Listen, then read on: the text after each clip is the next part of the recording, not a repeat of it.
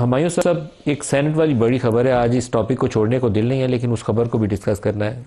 Senate के इंतखाब के बाद जो पार्टी पोजीशन बनती है, जो केपी असम्बली में आपकी रिजर्व सीट्स वाला मामला था, उसके ऊपर आपका रद्द-ए-अमल। देखिए, लेट्स से 6 तो हो गया, और ये प्रॉब्ली किसी हद तक एक किस्म का जो मुझे समझ आ रही है कि वो है कि किस्म का ज़रा सेटलमेंट था।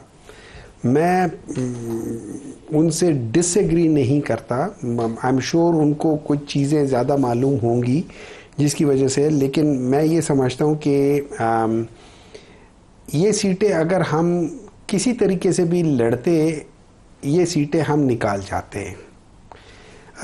अगर यही हमने करना था तो फिर हम आज से 1 साल पहले जब हमारी उस वक्त बात हो रही थी, उस वक्त तो 7-4 की बात हो रही थी, तो उस वक्त कर लेते, एक हमारे ज़्यादा हो जाती। अभी भी अगर हम तरीके से करते हैं तो फॉर एग्ज़ाम्पल हमारे 4 तो आपने देखा होगा हर एक ने 21, 26, 22, 23 की है। अगर हम करते तो 18.2 तो आता था, तो 19 हर एक को मिल जाते, पहले 4 को मिल जाते। 5वां हम निकाल सकते थे क्योंकि हमारे पास 16 थे, उनके पास अपोजिशन के पास 15 थे।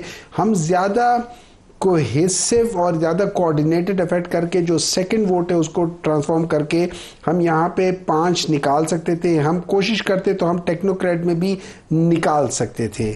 हम वुमेन में शायद निकाल लेते, शायद ना निकालते। तो मेरे लिहाज से हम 6-5 के बजाय 7-4 तो कम अज़ कम था, नहीं तो 8-3 हम कर आपकी जाते। जो अंदर तकसीम थी, सारे जो एक दूसरे से लड़ रहे थे, उसके साथ 6 मिल गई। बड़ा खुश वो हो, लड़ते रहते हैं, लेकिन बड़ा खुश हो आपको 6 मिल गई। आपने देखा नहीं, वो लड़ते रहते हैं, लेकिन आप देखा है, चाहे वो आयशा बानो हो, चाहे इरफान सलीम हो, चाहे औरंगज़ई साहब हो, चाहे इरशाद हुसैन साहब हो, they all withdrew at the end. ये चीज होती है। आपकी हो सकती थी अगर आप प्लान तरीके से। नहीं, देखिए, इसमें ये याद रखे। अब एक बात बताता हूँ, ये जो 4 जिन्होंने विड्रॉ किया है, ये इन 4 का नाम सेनेट की लिस्ट में था, और जो 6 जो इलेक्ट हुए हैं इनका भी सेनेट की लिस्ट में, जो ओरिजिनल लिस्ट जो आज से 1.25 साल पहले आई थी, इन सब के नाम थे। सिर्फ ये हुए थे कि इस दफा प्रायोरिटाइजेशन में इन 4 के नाम नहीं आए थे। अब मुराद सईद, फैसल जावेद, नूरुल हक कादरी, मिर्जा फूदी, वो अब आपके रुकन बन गए।